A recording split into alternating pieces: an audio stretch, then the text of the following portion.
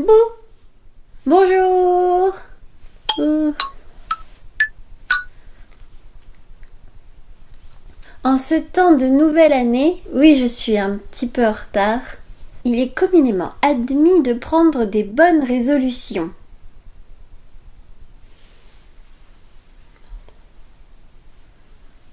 Je vais donc, de ce pas et sous tes yeux, m'exécuter, si bien que ma bonne résolution sera enregistrée et entendue par toi. Mon esprit ne pourra pas leurrer mon cerveau, la preuve sera et restera là, visible par tous, gravée dans les tréfonds de YouTube. Et j'espère sans trop d'espoir que bientôt tu voudras me rendre des comptes. Quelle est donc cette mystérieuse bonne résolution? Pas si mystérieuse que ça, puisqu'il y a un indice dans le titre. Attention, le suspense est à son comble. J'aimerais un peu plus enrichir ma culture. J'ai eu des parents qui ont quand même bien participé à mon éducation culturelle.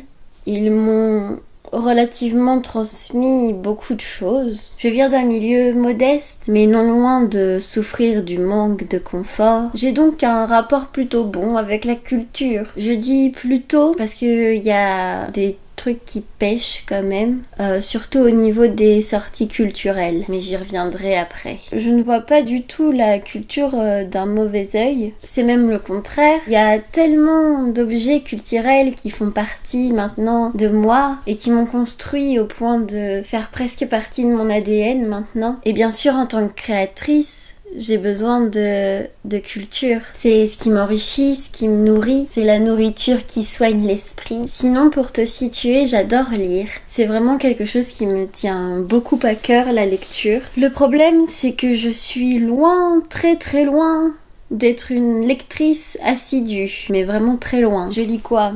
2 ou 3 romans par an, c'est vraiment très peu, étant donné surtout la quantité de livres qui existent au monde et la quantité de livres que j'aimerais lire, c'est vraiment très regrettable quand même. Je crois que j'aime pas finir un livre. C'est un peu bête, mais j'essaye de le faire durer le plus longtemps possible parce que j'ai pas envie d'arriver à la fin. Parce qu'une fois qu'on arrive à la fin, le livre il est fini. Et du coup, je le fais durer un maximum. Donc ce serait bien que j'arrive à régler ce problème, histoire de lire un peu plus de livres quand même. Pour les films, j'ai pas de problème. Je suis une grande consommatrice de 7e art, mais j'aimerais bien me rendre un peu plus au cinéma, histoire de profiter pleinement d'un film sur grand écran. C'est quand même une expérience plus forte que sur ordinateur. Mais malheureusement, j'y pense pas et j'ai du mal à sortir. Mais j'adore le cinéma. Pour la musique, j'ai aucun souci. J'écoute régulièrement mes musiques, mes chanteuses préférées et je fais des découvertes de temps en temps. Ce qui va être le plus dur, c'est au niveau des sorties culturelles. Étant donné, comme je l'ai déjà dit, que j'ai du mal à sortir, tout ce qui est concert, exposition, spectacle, ballet, théâtre, ça passe un peu à la trappe.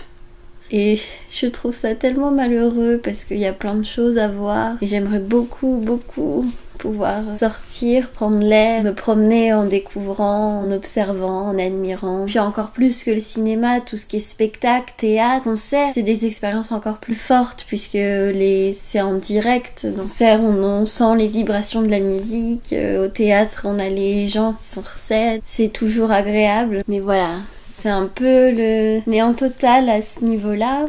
À part quand je vais voir des amis jouer ou que je regarde des spectacles ou des ballets sur YouTube. C'est dommage parce que il y a 2 ans, quand j'étais à la fac, j'avais option théâtre et du coup, ça faisait partie de nos devoirs d'aller voir des spectacles ou des pièces de théâtre. On devait en voir 3 par semestre et bon, j'en ai vu 4 en tout. J'ai pas bien fait mes devoirs. Donc ça voilà, ça va être un peu dur. Mais je compte sur toi pour m'aider à sortir, à me bouger. Aussi loin que je m'en souvienne, je pense que la culture, ça a commencé avec les petites histoires qu'il y avait dans le magazine Winnie l'ourson. C'était des des petits livres qui étaient tout fins, qui étaient en cadeau avec le magazine. Et à chaque fois, c'était des histoires originales, remplies de poésie, avec des petits monstres, des filles en robe artichaut, des baguettes en sucre, des petits bonhommes en sel et en sucre. Je me souviens aussi que ma mère et ma sœur aussi surtout m'ont beaucoup forcé à lire quand j'étais petite. Ma sœur ayant 6 ans de plus que moi et étant une très grande lectrice, elle m'a beaucoup forcée quand j'étais petite à me mettre aussi à la lecture, même si je sais que c'était purement des bonnes intentions, hein, parce qu'elle voulait me partager sa passion.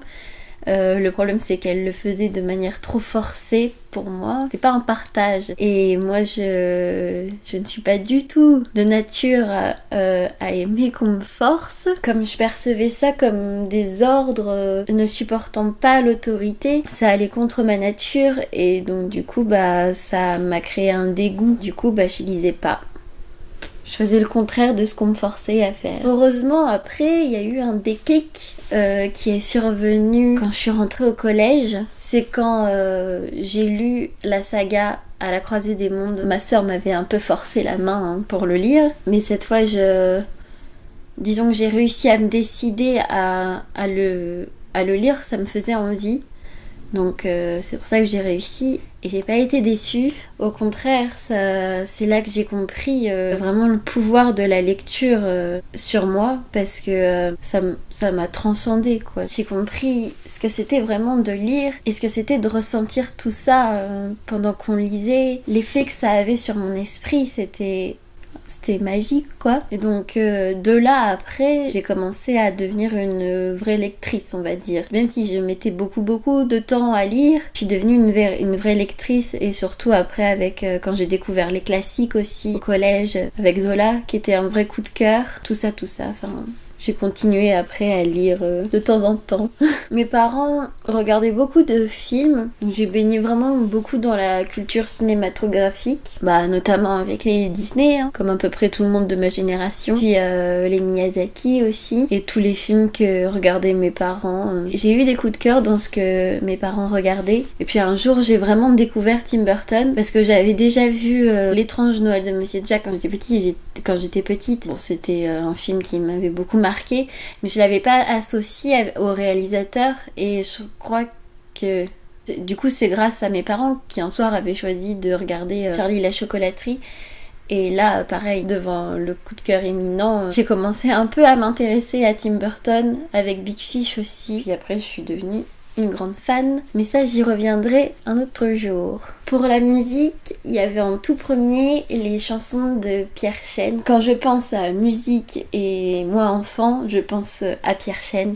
C'était des chansons toutes mignonnes pour les enfants, toutes poétiques, et je les mettais pour m'aider à m'endormir. Et aujourd'hui, je vois à quel point elles m'ont marqué, ces chansons. Des fois, je me surprends à les chanter. Puis quand je les écoute, ça me replonge directement dans un univers tout doux, tout cotonneux. Il y a eu aussi les chansons d'un spectacle qui s'appelait La Croisière Enchantée, qui m'ont beaucoup marqué. Enfant, il y a eu aussi le fait que j'étais fan de Laurie, no comment.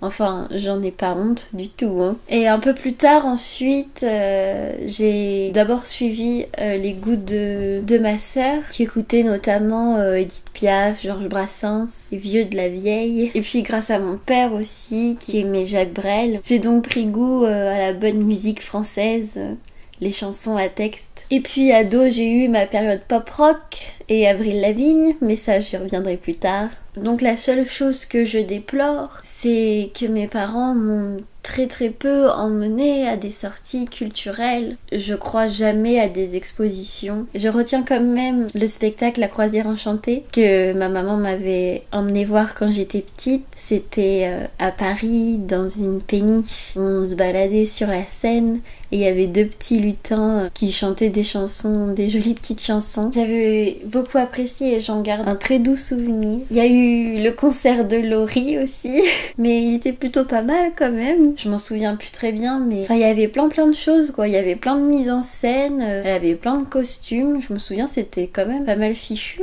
J'étais fan, donc ça m'avait énormément fait plaisir, ça c'est sûr. Sinon, la majeure partie des choses auxquelles j'ai pu assister, c'était avec l'école. Quand on allait voir des pièces de théâtre, quand on allait au musée, notamment avec la sortie au Louvre. Mais bon, voilà, c'était à but éducatif, dans le sens où j'avais pas l'impression qu'on y allait pour se faire plaisir, quoi. On y allait pour remplir des fiches et répondre à un questionnaire pour voir si on avait été bien attentif à tout, machin. C'est débile quand j'y repense.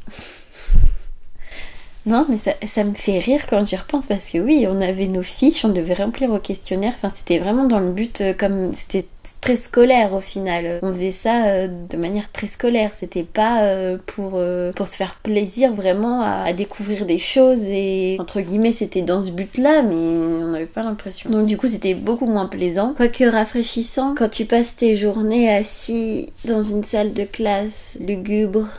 Du coup, c'est vraiment ce qui me manque le plus à ma culture, mais comme j'ai du mal à m'y rendre, ça va un peu compliquer les choses. J'aime tellement voir des spectacles, de la danse, du théâtre, des concerts, des expositions. La culture, ça a fait de moi ce que je suis aujourd'hui. Ça m'a façonné, ça m'a construit, ça m'a soigné, ça m'a guidé, ça m'a réconforté beaucoup de fois. Ça m'a montré le chemin vers lequel je devais aller. C'est en rencontrant à travers toutes ces œuvres, tous ces artistes que j'aime, que j'ai compris qu'est-ce que je voulais faire, qu'est-ce que je devais faire. La même chose qu'eux. Créer. La culture, ça m'a enrichi jusqu'à ce que tout ce qui m'inspire se mélange au fond de moi pour créer quelque chose de nouveau, d'unique, de chimérique. La culture, c'est une source inépuisable d'art, de vie, de poésie qui m'apporte au quotidien l'inspiration dont j'ai besoin, qui donne du sens à la vie, qui me permet d'évader loin mon esprit tout en gardant les pieds sur terre, qui m'insuffle plein d'autres visions du monde pour enrichir la mienne. Avec la culture, j'apprends des tas de nouvelles choses, je voyage sans bouger de là où je suis, en restant dans mon lit, sur un banc, là où je suis assise. Ça change parfois ma vision des choses, ça nourrit mes pensées, ça aiguise ma réflexion, ça permet de continuer à croire, à vivre, à trouver du sens. Même lorsqu'on croit avoir tout perdu, ça reste là, ancré dans nos têtes. Ça permet de rencontrer des gens du quatre coins du monde, de rentrer en connexion avec eux sans quitter sa maison, sans téléphone, sans outils de communication, sans même les connaître. Et comme je le disais, la culture, ça réconforte, ça soigne, ça sauve aussi parfois. Ça permet de vivre ses émotions au travers, de mettre des mots sur ses blessures, sur ses sentiments, de s'épancher à travers ce qu'on lit, ce qu'on entend, ce qu'on voit. Ça crée des déclics parfois, ça permet de mieux comprendre les choses. On a ce qu'on pourrait dire des éveils de conscience ou spirituels. C'est comme si les artistes avaient lancé au hasard au monde des bouteilles à la mer et des bouées de sauvetage. Et toi, comme par hasard, tu te trouves là au bon moment et tu la reçois. Tu attrapes cette bouteille en plein vol comme si elle tomber dessus d'un coup et ça y est, soudain tu te sens plus seul, tu te sens compris, tu te sens comme repêché des flots déchaînés de la société cruelle et insipide dans laquelle on se noie constamment, tu te sens sauvé, tu retrouves tes couleurs. C'est essentiel d'avoir beaucoup de variétés de visions du monde différentes pour construire la sienne. Il faut voir plein de choses différentes pour mieux voir et ne plus se sentir vide. Ça nous fait voir d'autres dimensions, d'autres niveaux de lecture et soudain notre conscience s'élève. C'est comme si notre spectre de conscience s'agrandissait et soudain on voit beaucoup plus de nuances. Le monde n'est plus tout blanc ou tout noir. On n'a plus des pensées catégoriques et figées et uniques qui vont dans une seule direction. C'est tellement merveilleux quand soudain tu rentres en résonance avec une œuvre. Et donc du coup avec l'artiste qui l'a créé, tu rencontres enfin des personnes qui te ressemblent. Tu comprends que tu n'es plus seule à être comme ça, que d'autres pensent et fonctionnent comme toi. Et ça crée du lien. L'art et la culture, c'est ce qui crée du lien entre tout le monde. Ça crée des connexions, comme les neurones qui se connectent dans notre cerveau. Et plus il y a de connexions, plus on sait de choses au niveau physique, psychique, psychologique ou cognitif. L'art et la culture, ça crée tellement plus d'émotions que ça nous rend tout de suite plus humains, plus empathiques. Ça soigne l'âme. On peut observer que dans notre société, il y a énormément de culture. Chez l'espèce humaine, il y a énormément d'art et de culture. Il y a de tout pour tous les goûts. La culture est vraiment omniprésente et selon moi, c'est pas du tout un hasard qu'il y en ait autant chez l'espèce humaine. Car non, déjà, l'art et la culture n'est pas propre à l'espèce humaine. C'est quelque chose qu'on retrouve chez tous les autres animaux. Tous les autres animaux ont une culture. L'humanité n'est pas un mélange de culture et de nature, comme si on excluait la culture de la nature. Chaque espèce a sa culture et toutes ces cultures, dont celle de l'espèce humaine, forment la nature et en font partie. On peut observer des formes d'art chez d'autres espèces d'êtres vivants et leur art n'est pas si différent du nôtre. Le nôtre est, je dirais, plus dense, plus enrichi, parce que dans le monde dans lequel on vit, le monde occidental, la culture est indispensable au bon fonctionnement de notre société. Et cette quantité de culture reflète vraiment quelque chose de notre société. On vit dans un monde lisse, aseptisé, où on doit en permanence contrôler tous nos faits et gestes, contrôler nos émotions, nos réactions, faire attention qu'on est en train de faire quelque chose qui est conforme à ce qu'on attend de nous et être complètement inhibé pour pas faire le moindre remous. Et on fait ça pour pas sortir de la norme, pour pas être perçu comme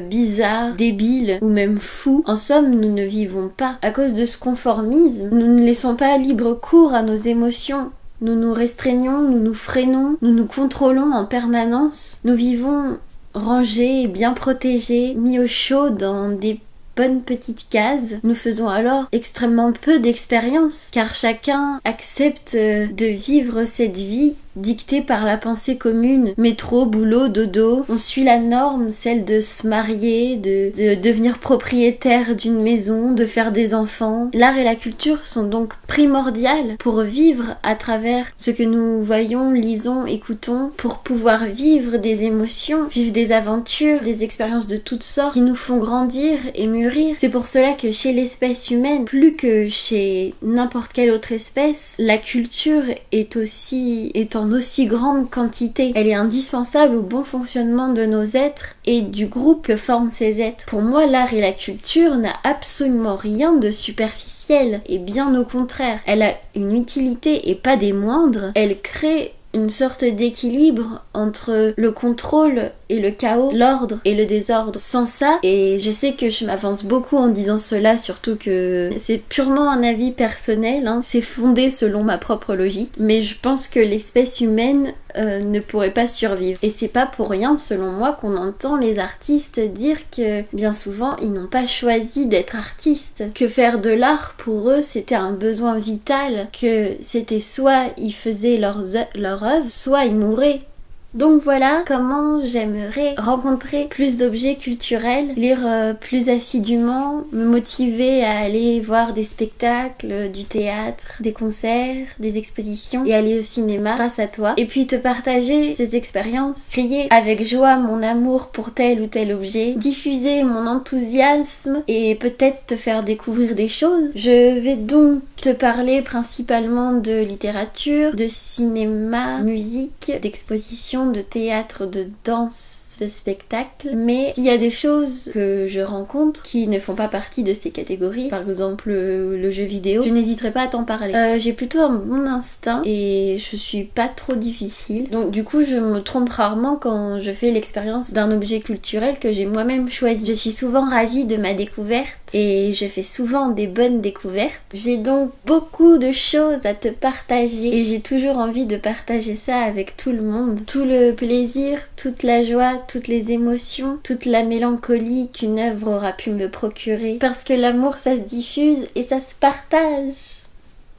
Attention, attention, post-scriptum. Oui, je vais faire des bilans culturels et oui, je vais faire des bilans culturels comme Solange te parle. Oui, je lui ai piqué l'idée. Mais que voulez-vous? Elle a réussi ce qu'elle voulait. Elle m'a contaminé son enthousiasme qui se meurt un peu dernièrement. Moi aussi, j'ai envie de faire la même chose. Et alors? Peu m'importe. J'en ai bien trop l'envie pour me taire sous prétexte que je vais faire comme Solange. Voilà. et tout le tralala habituel de la fin. Abonne-toi et tu peux regarder toutes les autres vidéos que j'ai faites et ma dernière vidéo où j'ouvre un super colis envoyé par la marque Monsieur Wonderful et où je m'extasie pendant 20 minutes sur cet injada, merveilleux injada. Voilà. Et à bientôt pour des nouvelles vidéos.